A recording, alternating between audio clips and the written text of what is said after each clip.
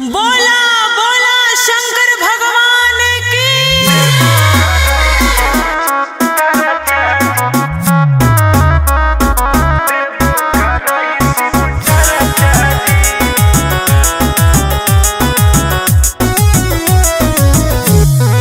Vicky Vox.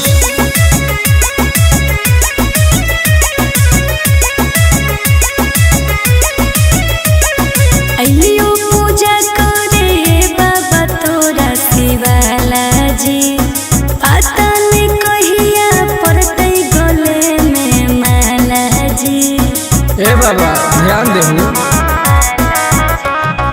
अइलियो पूजा करे बाबा तोरा शिवाला जी। पता नहीं कहिया पड़तै गले में माला जी। तनी खोल देहु हमरा ला परचा जी।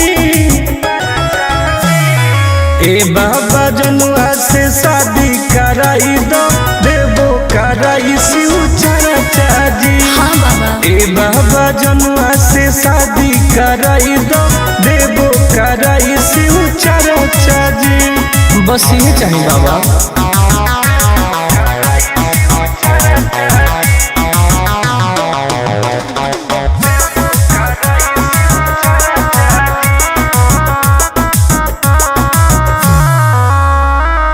ए बाबा से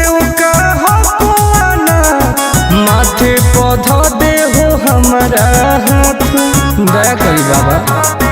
ए बाबा हमरो सुनो कर दे हो कवनो कमाल जी। हमरो है मन फिलहाल जी।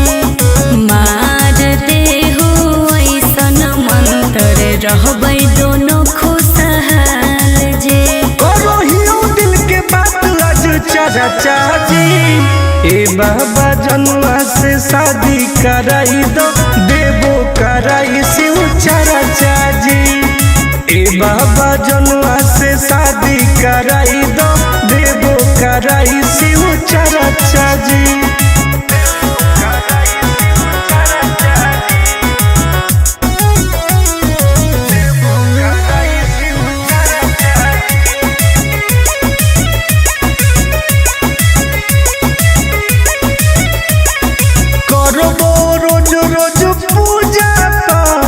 बंगिया के गोला चढ़ाइबो साथ। हाँ बाबा तोरे पहो विश्वास जी। टूटे नहीं दी हो आस जी। करो है बहुते के अर टुन टुन आनंद पराकाश जी। सबले मई उठाई हम खर्चा जी। ए बाबा जनुआ से शादी कराई दो देबो कराई शिव चर्चा जी। ए बाबा जनुआ से शादी कराई दो